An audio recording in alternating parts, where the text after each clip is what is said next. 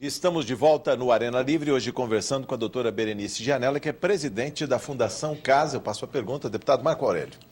Eu queria fazer um esclarecimento aqui no programa de que quando a gente debate a diminuição da maioridade penal, em hipótese alguma, nós estamos deixando de ser solidário àqueles que são vítimas das crianças, adolescentes e infratores. Né? Que eu acho que em nome de todos, nossa solidariedade, porque nós não podemos conceber crimes na sociedade de hipótese alguma. E, infelizmente, alguns são muito violentos. Então, eu quero aproveitar aqui esse momento, porque às vezes as pessoas pensam, não foi para a prisão, não foi para a cadeia, foi para a Fundação Casa, como se fosse tirar férias, e não é verdade.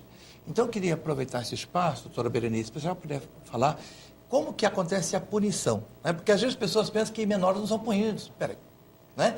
Como é que acontece essa punição? Porque vocês têm dois objetivos, punir e reeducar. Mas acho que é importante falar dessa punição para as pessoas não pensarem que fica impune os crimes cometidos por crianças e adolescentes.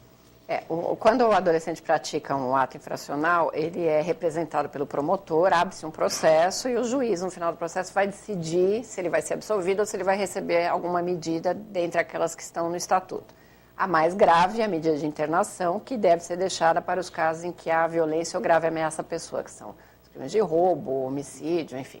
Ele fica internado, fica preso. E aí o juiz determina a apreensão do adolescente, ele pode ficar até 3 anos na fundação. Acho que é muito importante esclarecer que ele fica efetivamente privado de liberdade. Né? Eu tenho um amigo juiz que fala assim, pergunta para o menino se ele acha que ele não está preso. Né? Ele está efetivamente preso, ele dorme na unidade, ele fica distante da família, distante, né, no município, mas enfim, vê a família no final de semana. E ele tem uma agenda extensa de atividades durante o dia. Ele tem escola, ele tem cursos, enfim. Então, ele efetivamente é punido, porque ele é privado da sua liberdade por 6 meses, 1 ano, 1 ano e meio, enfim. E no momento que ele mais quer liberdade, né? No momento em que ele mais quer, e assim, proporcionalmente, 3 anos para quem tem 15, 16 anos é muito mais tempo do que para alguém que tem 30, 40 anos, né? Então, há efetivamente uma punição. Óbvio que o nosso intuito, primeiro, é recuperar o adolescente, então a gente faz um tratamento individualizado. Cada jovem, quando entra, ele é entrevistado, a gente faz um diagnóstico dele, saber quais são os problemas dele, o que o levou ao ato infracional, em que ano da escola que ele está, se ele está alfabetizado, não está, se ele tem problema de drogadição. E a partir deste diagnóstico, que a gente chama de diagnóstico polidimensional, para pegar todas as dimensões do ser humano, a gente traça um plano de trabalho para ele. E o plano de trabalho é sempre visando a saída dele. Né? Então, o que ele tem que fazer o tempo que ele está na fundação para sair recuperado. Né? Ele, a família dele, enfim, qual é o trabalho que nós vamos fazer com a família. Muitas vezes a gente precisa reaproximar a família do jovem, porque às vezes a família já desistiu do adolescente. Né? É comum acontecer isso. Então, é um trabalho bastante árduo, né? Um trabalho difícil. Mas em hipótese alguma pode-se dizer, eu acho que a frase mais correta que a gente tem que dizer é assim, há punição sim a partir dos 12 anos. Eu acho que essa é importante a gente frisar que há punição sim no Brasil para os adolescentes a partir dos 12 anos de idade. Deputada Alessi Brandão. Tem um argumento aí também que as pessoas estão falando, que é o seguinte, que esse menor ele pode votar, então ele pode ser preso. Eu acho que quando ele vai votar, ele quer ser inserido na sociedade. É uma questão de cidadania, né? Sou eleitor, votar, tudo bem.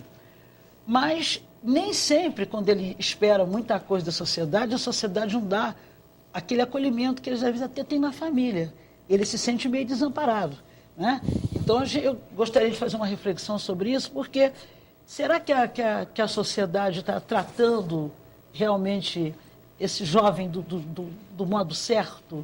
Outra questão que eu até coloquei aquele dia, vou voltando à questão da droga, por que é que as autoridades, né, as maiores autoridades, não fazem um trabalho no sentido de evitar que essas armas pesadas, essa droga pesada, chegue até esses menores, porque eles não saem daqui para ir à Europa, para os Estados Unidos, pegar esse material. E isso é uma coisa que quase ninguém consegue discutir e ninguém quer atingir os verdadeiros responsáveis por isso. A questão do tráfico é bastante complicada porque assim, é algo que o mundo inteiro até hoje não descobriu uma fórmula exata de se combater. Né? O Brasil tem uma fronteira bastante grande, então entram armas, entram drogas, enfim. Agora, em relação ao adolescente, o que me parece que falta fazer, porque assim, o jovem ele se envolve com a droga ou porque ele começa a usar, né, e aí muitas vezes ele parte para o crime porque ele vai roubar ou vai traficar para sustentar o uso ou o vício dele, né? Ou muitas vezes ele parte para o tráfico de entorpecentes porque ele quer ascender socialmente. E na comunidade onde ele vive, o tráfico é a única ou uma das poucas maneiras de ascensão social. Porque ali a gente tem menos programas de cultura, enfim, tem menos oportunidades de emprego, enfim. Muitas vezes esse jovem já abandonou a escola, né? A família já o abandonou, né? Então, eu acho que... Como combater o tráfico é difícil, e isso no mundo inteiro, o que eu acho que nós precisaríamos pensar seriamente no Brasil é como tratar essas crianças na escola, né? Porque eu acho que a escola é um espaço privilegiadíssimo, né? O Brasil, em termos gerais, alcançou aí quase 100% de inclusão das crianças na escola, né? A gente tem um alto índice de inclusão, mas a gente também tem um alto índice de exclusão, né? E por que a gente exclui, né? E essas crianças que a gente exclui vão para a fundação, né? Eu costumo dizer que a criança excluída da escola ela é recebida de braços abertos pelo crime, né? Ela é uma mão de obra fácil, uma mão de obra barata, tal. Então, me parece que a grande discussão que a gente teria que fazer é um atendimento mais efetivo das crianças mesmo de 7, 8 anos, 9 anos, na escola, no espaço público da escola, para que lá a gente dissesse, você não pode tomar droga, a droga tem tais e tais efeitos, a gente analisasse cada criança, né? Porque às vezes a criança ela está com problema que os pais estão se separando. E isso a leva para uma situação de agressividade que pode redundar em violência e daí para a prática de um crime. Então, acho que se nós conseguíssemos discutir abertamente a questão da melhoria da escola no Brasil e deste atendimento individualizado na escola, nós evitaríamos muitos jovens no crime. Deputado Elson Gasparini.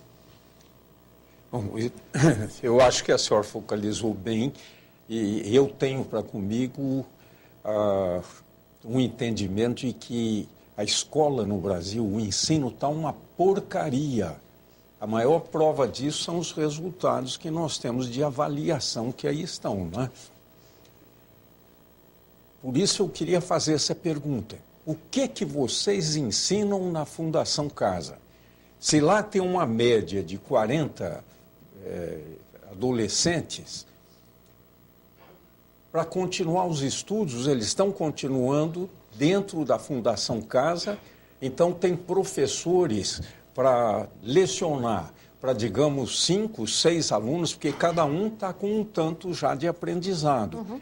E então essa pergunta, como se resolve dentro da Fundação Casa essa questão do ensino? E se é só a parte de português, aritmética, ou se tem um ensino profissionalizante também dentro da Fundação Casa? E a última pergunta é o seguinte, valores de vida, ensina-se isso na Fundação Casa ou só ensina português, aritmética, como nas nossas escolas está tendo? Quais são os valores de vida que são ensinados na Fundação Casa? Bom, a gente tem, o jovem na Fundação, ele tem uma rotina bastante puxada, né? Ele acorda às 5h30, 6 horas da manhã. De manhã a gente tem as aulas do ensino formal. As aulas são ministradas por professores da rede estadual de ensino. Nós temos uma parceria com a Secretaria Estadual. Os nossos jovens são matriculados na rede estadual. Se entrar lá no sistema da Prodesp, a gente vai ver os nossos meninos matriculados. E eles têm tudo que tem o aluno da rede pública. Os livros, a merenda, os professores, eles fazem os exames, no final do ano fazem o Enem, enfim. Então, normalmente, na parte da manhã, a gente tem a escola formal. No período da tarde, nós temos a educação profissional, que tem que ser uma educação profissional básica e não técnica, porque a maioria dos nossos jovens, apesar de terem 16, 17 anos, ainda estão no ensino fundamental, então eles não têm nível escolar para ter uma educação profissional de nível técnico. Nós temos também atividades esportivas e de arte e cultura, né? A maioria das atividades de arte e cultura também são ministradas por ONGs parceiras nossas, que são remuneradas para esse serviço. E temos várias linguagens lá, teatro, circo, música, enfim. E durante o dia também eles têm o atendimento dos psicólogos e das assistentes sociais, né? Então, cada jovem ele é acompanhado por um grupo de funcionários de cada uma das áreas. Então, ele é acompanhado por um assistente social, por um psicólogo, por um educador, por um segurança. E são essas pessoas que o tempo todo tutelam um pouco esse adolescente, dizem você fez errado, você tem que fazer diferente, enfim. A gente tem reuniões em grupo também, práticas de grupo, mediação de conflitos também. A gente trabalha, às vezes, quando existem conflitos entre eles ou deles com os funcionários.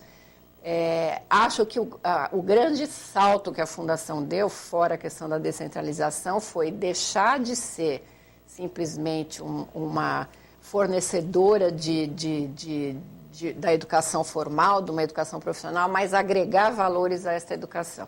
Eu acho que isso é que representou a grande mudança na Fundação. Deputado José Bittencourt? Quando a gente pensa na questão da prática delituosa por parte do infrator ou daquele que age em conflito com a lei é o regramento da conduta social. Nós pensamos na aplicação da sentença, aplicação da sanção legal e, evidentemente, na ressocialização. Pensamos numa recuperação dessa pessoa. O índice de reincidência caiu também com esse projeto, essa nova filosofia, essa administração, prova de que o trabalho está sendo na linha correta. A minha indagação é a seguinte: aqueles que estão na privação de liberdade é uma coisa, né? A semi-liberdade, liberdade assistida, é o município que gere. Os magistrados têm aplicado penas alternativas, não sei se cabe no caso aí. Qual a sua experiência nesse sentido? Eu digo, enquanto ele está na chamada semi-liberdade ou na liberdade assistida, algum tipo de ação dele para a prática de uma ação social positiva em alguma entidade, em algum órgão lá do próprio município? Só fazendo um adendo, a semi-liberdade também é executada pela Fundação. Ok. A diferença é que ele dorme na unidade e durante o dia ele vai para a escola, vai fazer cursos fora, né? Mas ele volta para dormir na Fundação. A liberdade assistida, que é executada pelos municípios, e a prestação de serviço à comunidade, que seria essa outra. Isso. Mas, nestes casos, o juiz precisa, na aplicação da medida, ele dizer, ao invés de internação, eu determino que ele cumpra a liberdade assistida durante 6 meses. Então, aí ele vai lá na prefeitura, a prefeitura atende, faz também esse diagnóstico da situação dele, diz o que ele tem que fazer, qual vai ser o atendimento que lhe vai ser dado. Às vezes, o juiz cumula a liberdade assistida com a prestação de serviço à comunidade, então ele é atendido, mas igualmente ele vai lá no hospital prestar um serviço, enfim, que no meu entendimento são medidas bastante eficazes para aqueles casos de criminalidade de menor potencial ofensivo. Brevíssima pergunta do deputado Marco Aurélio, nosso tempo. Última, né?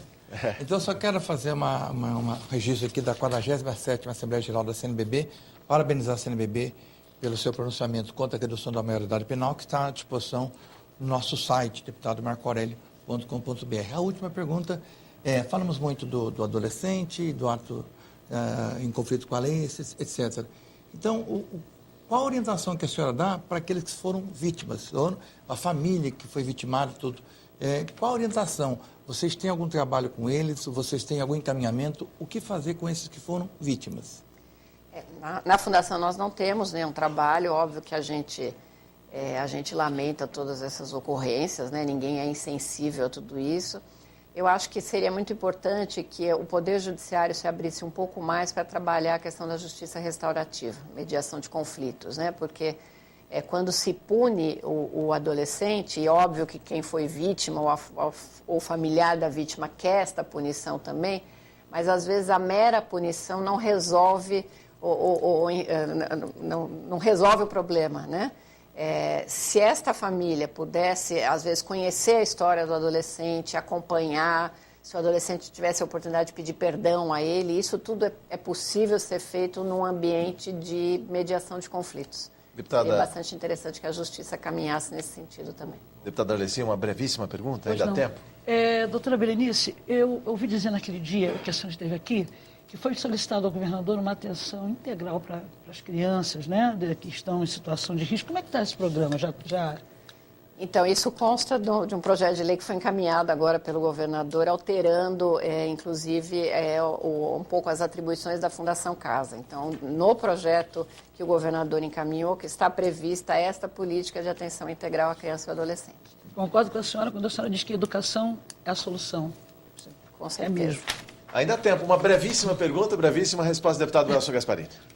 Para os adultos, os presídios estão superlotados. Não cabe mais ninguém. A minha pergunta é o seguinte, na Fundação Casa, tem muitas vagas ainda? Não, até o ano passado tínhamos. Do ano passado para cá, por conta especialmente do tráfico de entorpecentes, houve um crescimento muito grande. O tráfico representava cerca de 17%, 18% dos jovens em 2006, hoje representa 42% dos internos da Fundação. Então, por conta disso, a gente teve um aumento, mas ainda a situação está sob controle. Nós temos, no máximo, 15% a mais de jovens em cada unidade. Deputado Zé Bittencourt, Doutora Berenice. faça a sua pergunta e já emende a sua saudação. Parabéns pela sua capacidade de reflexão, de ponderação e de colocação dos assuntos. Aqueles casos de menores, por exemplo, o Champinha, né? Onde é que ele cumpre 18 anos e é a Fundação Casa que está ainda custodiando esse tipo de menor infrator? Não, no caso específico do Roberto, o vulgo Champinha, ele está com a Secretaria da Saúde. Ele está numa unidade que é uma unidade da saúde, com atendimento médico, psiquiátrico, porque ele tem um problema de saúde mental que precisa ser, que não tem tratamento, mas que ele precisa ser cuidado. Então, pela exemplo, saúde. nesses casos, a própria Justiça que faz o controle, né, psicológico, psiquiátrico, Tem alguns casos de em que o periculosidade, essa Ministério coisa toda. Público solicitou a interdição da pessoa, a Justiça concedeu e deu a interdição com Já é internação medida de psiquiátrica. segurança nesse caso, não é? É uma medida de segurança disfarçada, porque não existe medida de segurança verdade. para o adolescente, né? Mas eles estão em internação psiquiátrica. Mas parece que esse adolescente já tem 26 anos no caso dele, né? Ele e os outros que estão com ele já têm 26, 27 anos, mas perdura a decisão judicial a este respeito. Sim. Deputado Elcio Gasparini, a sua saudação, já não há mais tempo para perguntas. Para parabenizar a doutora Berenice, a gente sente nas suas declarações a sua competência e o seu ideal. Então, a Fundação Casa tem ótimas mãos. Parabéns ao governador Geraldo Alckmin pela sua escolha. Obrigada. Deputada Alessi Brandão, a sua saudação à nossa convidada. Reafirmando, né, eu fiquei muito assim contemplada no dia que a senhora esteve aqui, que na verdade aquela reunião foi boa porque não teve aquela coisa de partidarista. Todo mundo que estava ali estava com sentido de saber o que é a Fundação Casa, o que ela está fazendo. Até por isso eu achei que foi muito boa aquela audiência. Parabéns lá ao nosso presidente Adriano Diogo, né, da Comissão de Direitos Humanos, quem convidou a senhora. Deputado Marco Aurélio. Então, quero cumprimentar todos os colegas que fizeram esse debate, cumprimentar também a Berenice, obrigado pela sua participação, e dizer de que esse programa nós vamos também deixar disponível no nosso site, né, porque eu acho que é importante as pessoas assistirem, debaterem, como a senhora bem falou no começo. Vamos debater o assunto, né, sem histeria, com muita tranquilidade, porque nós precisamos, sim, cuidar tanto daqueles que são infratores, quanto daqueles que são vítimas, para que, quem sabe, no futuro, nós temos mais escolas e menos Fundação Casa. Com certeza. Obrigado. Doutora Berenice, nas suas considerações finais, temos 2 minutos. Eu queria que a senhora falasse da questão da reincidência. O homem público, esta Casa de Leis, o Poder Executivo faz escolhas com o orçamento que é votado e autorizado nesta Casa. Ou seja, se eu sei que o sistema prisional, 180 mil homens presos em São Paulo, tem uma reincidência de 60% e na Fundação Casa menos de 30%, não seria muito mais eficaz e eficiente aplicar dinheiro em medida socioeducativa e impedir que esse menino vá parar nas cadeias no futuro? Sua palavra. Acho que isso é o que a gente tenta sempre fazer, né? A Fundação tem um orçamento bom, né? Suficiente para o que a gente faz, né? Como eu disse, os meninos lá têm todo o atendimento, tem um psicólogo para cada 20 meninos, um assistente social para cada 20 meninos, nós temos médicos atuando lá e a gente procura dar uma qualidade no atendimento porque nós entendemos que nesta fase a gente tem tudo para não perder esse jovem, né? E a gente tem muitos casos de jovens que chegam lá, a gente fala, nossa, o que eu faço com ele, né? Porque esse nós não vamos conseguir ajudar. E muitas vezes a gente se surpreende, né? E eles aí depois telefonam, agradecem, casaram, têm filhos, voltaram a viver com os pais, enfim.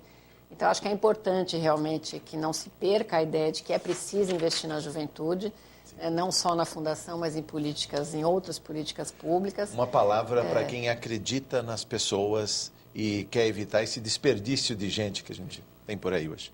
Sem dúvida, acho que nós precisamos salvar a juventude brasileira, né? Eu acho que é importante que nós façamos um trabalho com eles. Eles estão se envolvendo com as drogas, nós temos que evitar isso. Temos que evitar a desestruturação familiar, a paternidade irresponsável. Acho que tudo isso precisa ser discutido, debatido antes de se pensar em punir mais gravemente o adolescente.